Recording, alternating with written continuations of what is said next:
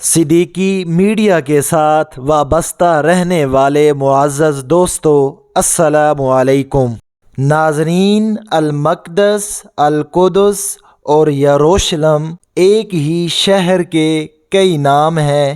فلسطین میں واقع یہ شہر نہ صرف مسلمانوں کے لیے بلکہ یہودیوں کے لیے بھی انتہائی اہمیت کا حامل ہے۔ القدس شہر میں موجود مسجد اقصیٰ، جو اللہ کے پیغمبر حضرت سلیمان نے جنات کے ذریعے سے تعمیر کروائی تھی، اور اس مسجد میں ہمارے نبی اکرم صلی اللہ علیہ وسلم نے معراج کی رات تمام انبیاء کی امامت کروائی۔ بیت المقدس پہلی مرتبہ حضرت عمر رضی اللہ تعالی عنہ کے دور میں مسلمانوں کے پاس آیا، پھر سلطان صلاح الدین ایوبی نے اس مقدس شہر کو فتح کر کے اسلامی پرچم لہرایا۔ ناظرین، خلافت عثمانیہ کے چوتھے سلطان بایزید اول نے اپنے دور میں عثمانی سلطنت کی سرحدوں کو وسیع کرنے کا سلسلہ جاری رکھا،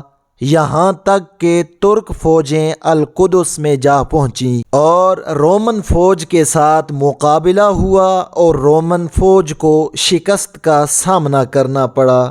عثمانی سلطنت کی فتوحات کا سلسلہ کئی برس جاری رہا، یہاں تک کہ سن 923 ہجری میں سلطان سلیم اول نے بیت القدس کی طرف جانے کا ارادہ کیا اور انہوں نے بیت المقدس کی دیواروں کی تجدید اور تعمیر کا عزم کیا، تاہم زندگی نے ان سے وفا نہ کی اور ان کا مشن ادھورا رہا، جسے ان کے بیٹے نے مکمل کیا۔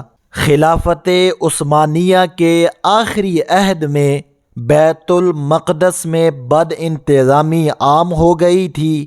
یہ خلافت عثمانیہ کی کمزوری کا نتیجہ تھا۔ خلافت عثمانیہ کے دور میں یہودی سکہ رائج الوقت تھا۔ روس نے یہودیوں کو مزید تحفظ دیا۔ اس کے بعد برطانیہ نے بھی یہودیوں کو القدس اور دیگر فلسطینی علاقوں میں داخل کرنے میں بہت مدد کی۔ خلافت عثمانیہ سے یہودیوں کی وفاداریاں تبدیل کی گئیں اور یہودیوں کو دوسرے ملکوں کا وفادار بنانے کی کوششیں شروع کی گئی۔ ناظرین، محمد علی الکبیر نے اپنی زیر نگرانی ایک نئی سلطنت قائم کرنے کی کوشش کی۔ مصریوں نے انگریزوں کے خلاف مزاحمت کی۔ بالآخر مصر کے علماء نے سن 1803 عیسوی میں محمد علی الکبیر کو القدس کا کنٹرول سونپ دیا۔ اس کے بعد محمد علی الکبیر نے شام کی طرف توجہ دی اور اپنے بیٹے ابراہیم پاشا کو ایک لشکر دے کر روانہ کیا۔ سن 1831 عیسوی میں القدس اس کی خلافت کا حصہ بن گیا، جبکہ خلافت عثمانیہ نے محمد علی الکبیر کے غیر مناسب عزائم ناکام بنا دیے اور وہ 10 سال کے بعد اپنی فوج کے ساتھ القدس سے نکل گیا۔ اس ویڈیو کا پہلا حصہ مکمل ہوا۔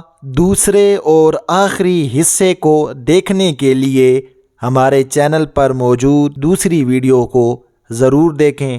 شکریہ۔